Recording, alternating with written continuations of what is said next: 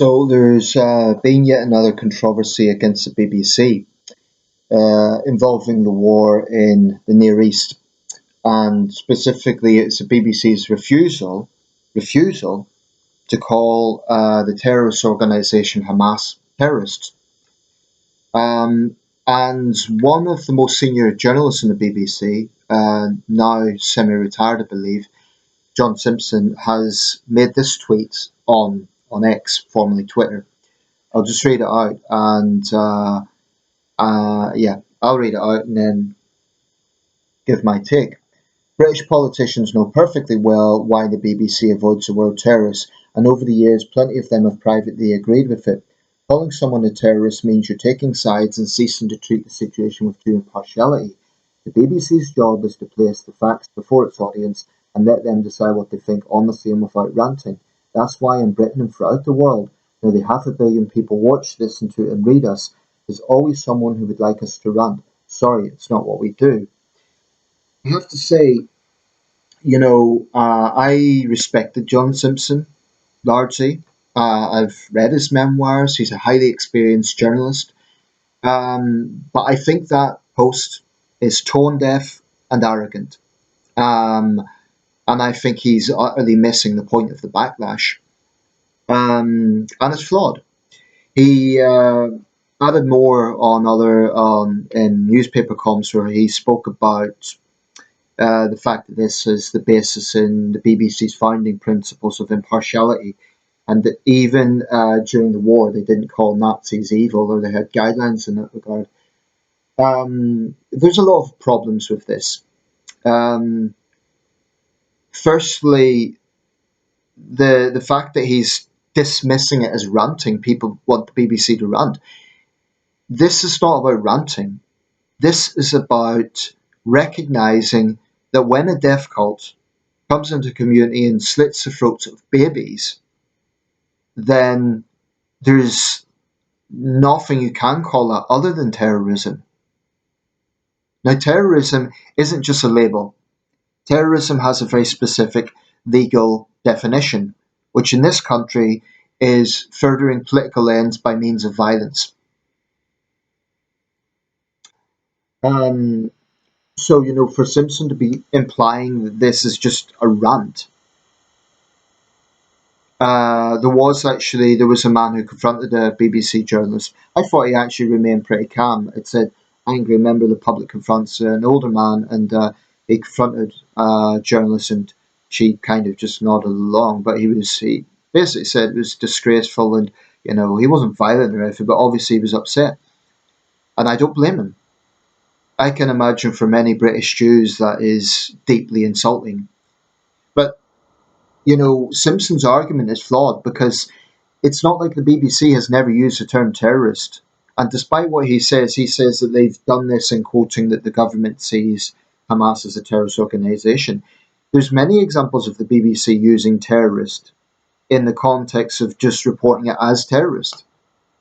You know, this was a terrorism trial. This was a terrorist act. They have done this many times. So a lot of people will say, well, wait a second, you're cherry picking. You're saying that refusing to call Hamas terrorists is for reasons of impartiality, but that isn't really true. Now, there's one caveat I would make, which is that in terms of practicality, if you have a journalist who needs to get into Gaza, calling Hamas a terrorist group may make their job harder in terms of getting interviews or being able to report from the ground. I understand that. It may even put them in danger. But frankly, it's a war zone. It's dangerous anyway, whether they call Hamas terrorists or not. And I have a lot of respect for frontline journalists. It does take courage to do that. But there's nothing courageous about the BBC's stance on this. In fact, it's a damn right disgrace, and it's moral cowardice, in my opinion. Um, the problem with Simpson's argument is it's kind of implying terrorism itself has no validity, has no meaning as terminology, as objective terminology. And the irony here is this is not just a Western argument. Many Arab countries would consider Hamas a terrorist organization. Even some Palestinians would, because they, more than anyone else, know that Hamas is toxic. But I could say everything I think about Hamas. Even to take away the emotions from this, there is a legal definition. So Simpson's talking about being truthful. Well, be truthful. Call it what it is.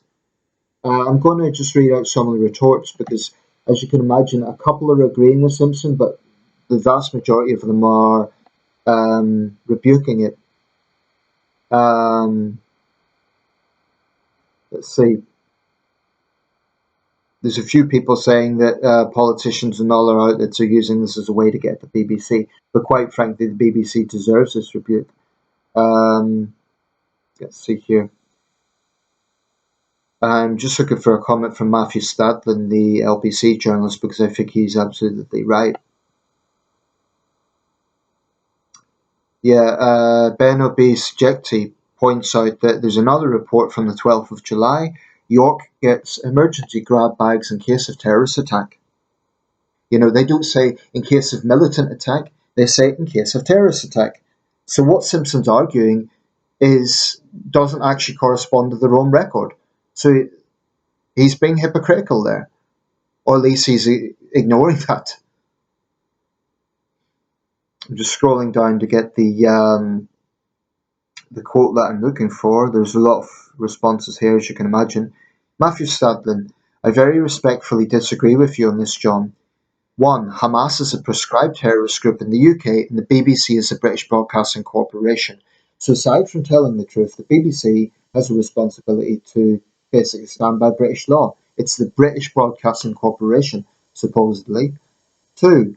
Hamas committed acts in recent days that anywhere else in the world would be described as the acts of terrorists.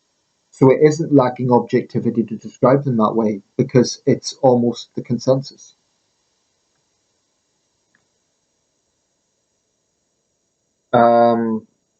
Just scrolling down further, there's another comment that struck out. I want to find it because I think it was spot on. Yeah, as I'm looking for that, I think the problem here is that this is once again the BBC talking from on high and sort of saying, "Oh, well, we let you decide." But Simpson's boasting about his influence. Firstly, he shouldn't be complacent about that. The BBC is the world's biggest broadcaster. But he says, people got, in another source, he said, well, people are getting the news in the first place from the BBC. The very atrocities that they're quoting are from the BBC. Actually, people have got this information from a range of sources. So it's a bit arrogant to assume it's just from the BBC. And, to fail to recognise the mood in the room is actually not being truthful. Simpson's dismissing this. I'm actually pretty angry with Simpson. I think he's coming across as tone deaf and arrogant. He's talking about truth. But if you fail to recognise the mood in the room, at the very, very least, I could see many people have pressured us to call Hamas terrorists. At the very least, I can say that. He had a piece, I can't recall which paper it was, but basically giving an excuse, basically saying why the BBC doesn't call Hamas terrorists and quoting their foundation principles. Well, maybe it's time that they check their principles if that is the issue. Hayden Hewitt, Hamas are a proscribed terrorist organization. They're terrorists. This is factual. I think it's this computer says no attitude of, oh, we better not offend them. We better be neutral. Um, due impartiality does not mean absolute impartiality. That's another mistake that Simpson is making. Um, Alicia Kearns MP, she is the chairwoman of the Foreign Affairs Select Committee. With respect, you're not taking sides when they're legally prescribed as terrorists. By law, they are terrorists. Absolutely. So Simpson's argument is utterly flawed. I just think referring to them as militants, although many would say militants itself isn't exactly a neutral term, and this is surely the point as well. You're not going to get any term that someone won't criticise. I'm just I'm kind of scrolling down X, formerly Twitter, as I go through this. Wolf, explain to me how Hamas don't meant the definition of terrorist. I think he means meet the definition of terrorist. The Terrorism Act 2000 defines terrorism both in and outside the UK, as the use or threat of one or more of the actions listed below. Well, then it gets into it's a bit too long to read here, but it's basically political violence with a motivation, violence to further a political goal. I mean, Hamas has even surpassed ISIS, arguably, in the things that they've done. Someone had actually posted for context the BBC's own record. Here we go. Readers added context. In 2021, the UK government prescribed Hamas as a terrorist organisation. BBC editorial guidelines state due impartiality does not require absolute neutrality on every issue or detachment from fundamental democratic principles, such as the rule of law. This is the BBC's own guidelines. In other words, the more we look at this, the more Simpson's argument falls flat because they're not even going by their own guidelines. It just looks like cherry picking when it comes to Hamas. It's pathetic. And it's worse than pathetic. It's tone deaf. It's insulting their audience. It's not giving the audience a choice. It's insulting people who could see this for what it is. So, with all due respect, John Simpson, in the highly unlikely event that you're looking at this video, you're a highly experienced journalist. Who am I to question your experience? But I think you are tone deaf on this, and I think the BBC is wrong on this. Due impartiality does not mean not saying a terrorist is a terrorist. It's just wrong, and I think, understandably, a lot of people are angry about it. And to have the arrogance then to ask for a license fee on top of this, so the BBC deserves all the backlash it gets on this. They're just wrong. I think there may be a practical situation where journalists actually in Gaza don't use the word terrorist, they use militant when they're talking in that context. But even for journalists, he's talking about a blank position here. I suppose then you could argue, well, there's not consistency, but talking about truth, this is the truth. Calling a terrorist organization isn't an opinion. It's based on legal definitions. It's based on a widespread consensus. You're wrong, John Simpson, and so is the BBC.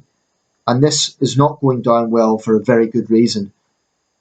I would say, stop arrogantly dismissing public concerns and public anger on this as people wanting the BBC to run. That's not what it's about. It's about people calling out your tone deaf attitude to this.